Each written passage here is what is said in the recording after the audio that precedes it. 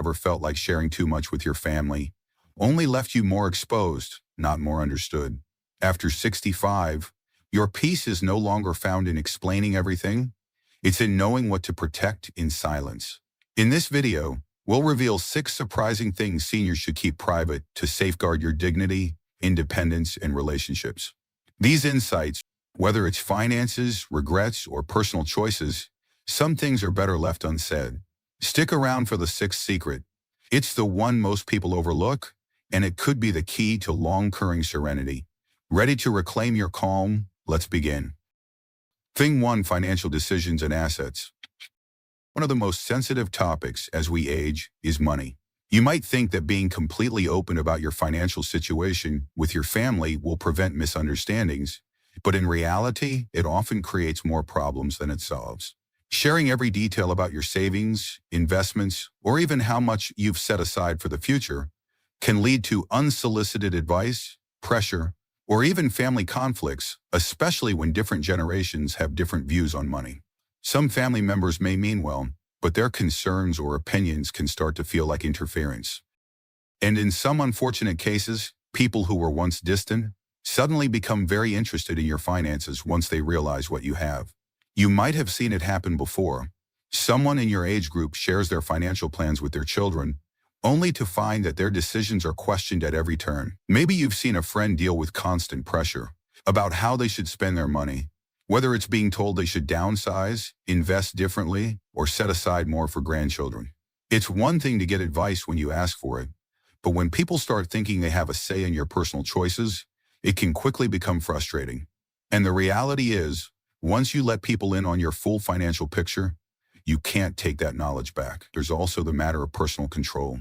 If your family starts seeing you as someone who's not making the best financial decisions, they might feel justified in stepping in, sometimes with good intentions, but not always in a way that respects your independence. You might hear comments like, "Are you sure you should be spending that much?" Or, "Wouldn't it be smarter to give some of that away now instead of later?"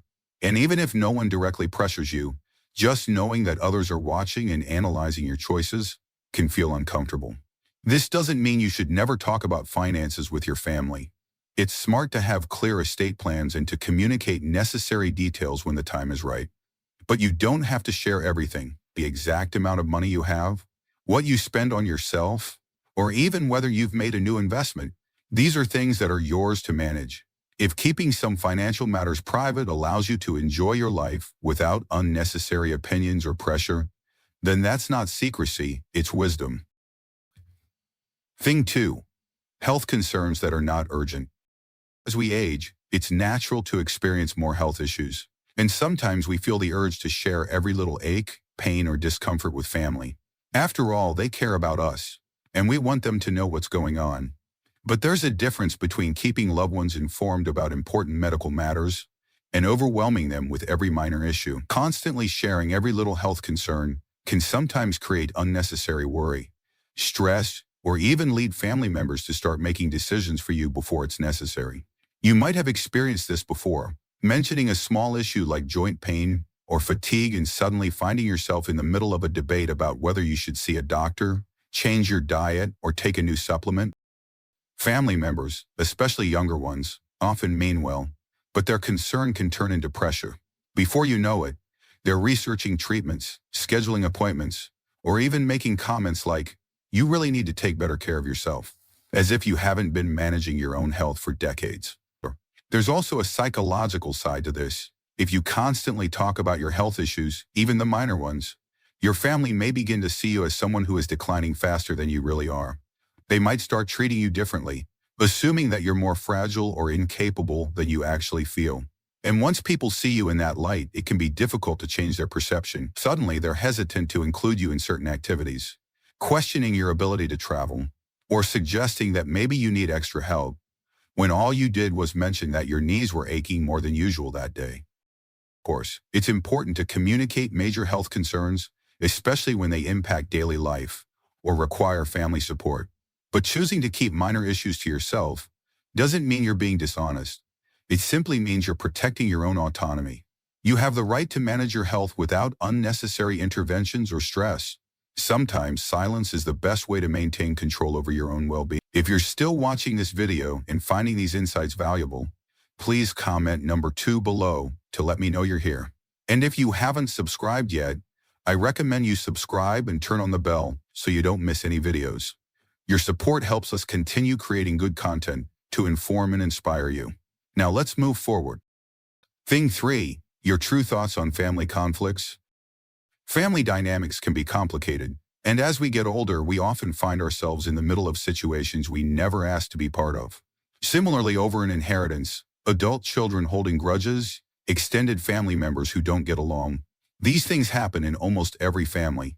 When you've lived long enough, you've seen patterns repeat, old wounds resurface, and history repeat itself. It's tempting to step in, offer advice, or share exactly what you think about who's right and who's wrong, but more often than not, doing so only adds fuel to the fire.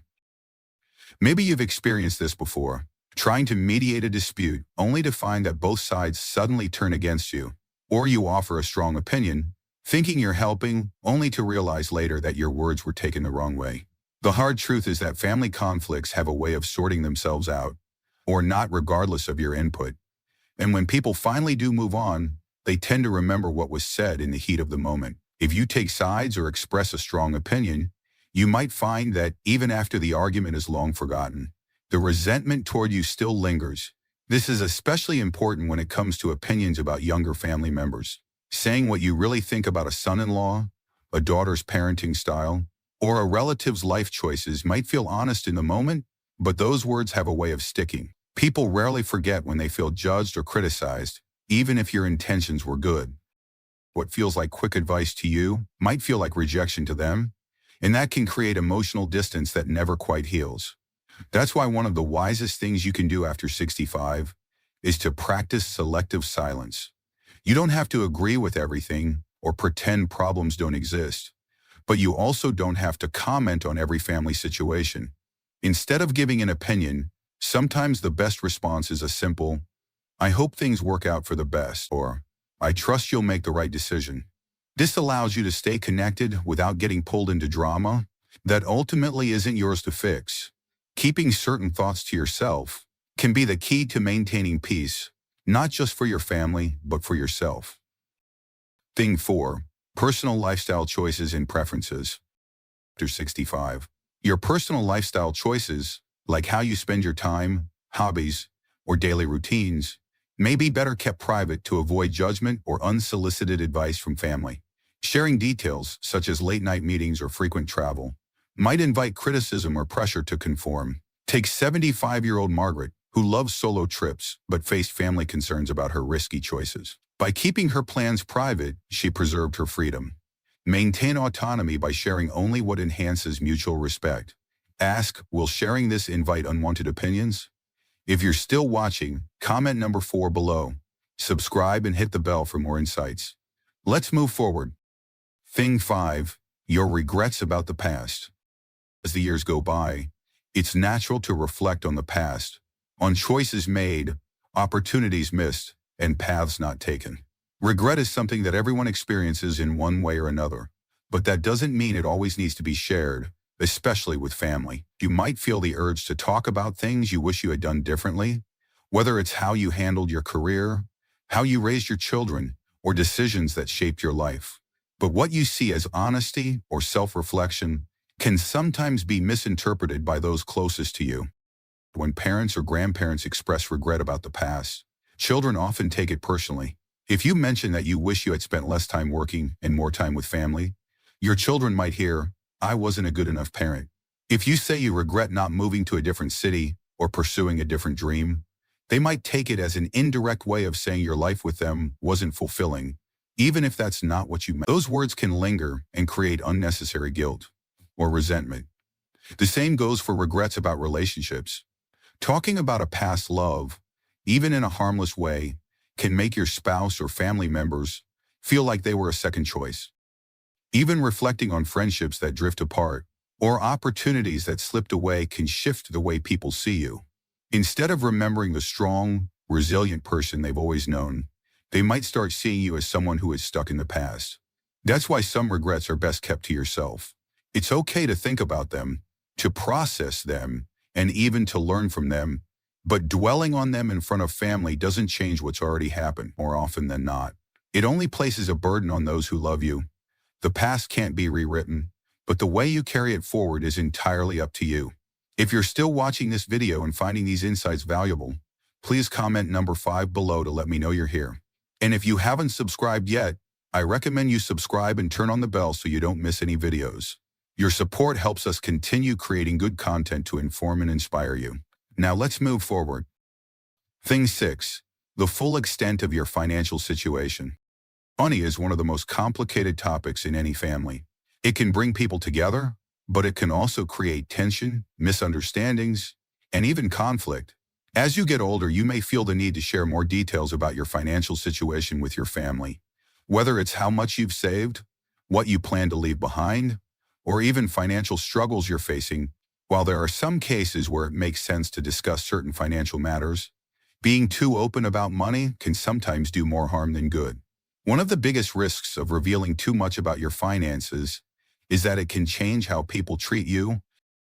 If your family knows you have a comfortable amount saved, you may find that some relatives start looking at you differently, perhaps even expecting financial help or subtly hinting at what they hope to inherit. On the other hand, if you reveal that you're struggling, you might find that your loved ones start worrying about you too much, or, in some cases, even questioning your financial decisions. Either way, money has a way of shifting relationships, and once that happens, it's hard to undo. There's also the issue of independence. As you get older, the more your family knows about your finances, the more they may feel entitled to give you financial advice, whether you ask for it or not. Some might even start making decisions on your behalf, thinking they're helping, when in reality, they're taking away your ability to manage your own affairs. You might suddenly find yourself being told where you should live, how you should spend, or what's best for you, all because you shared details that, in hindsight, might have been better kept private. Of course, this doesn't mean you should keep everything secret. If you have a trusted person, such as a financial advisor or an executor for your estate, it's wise to have your plans documented properly. But outside of that, the best approach is often to share only what is absolutely necessary and nothing more. Keeping certain details to yourself allows you to maintain control over your own financial future while avoiding unnecessary stress, tension, or unwanted advice. If you've ever noticed how discussions about money can change the way people interact, you already understand why this is one of the most important things to be mindful of. In the end, your finances are yours to manage, and keeping some details private ensures that your relationships with your family remain built on love and respect, rather than financial expectation. After 65, wisdom isn't just about what you've learned, it's about knowing what not to say.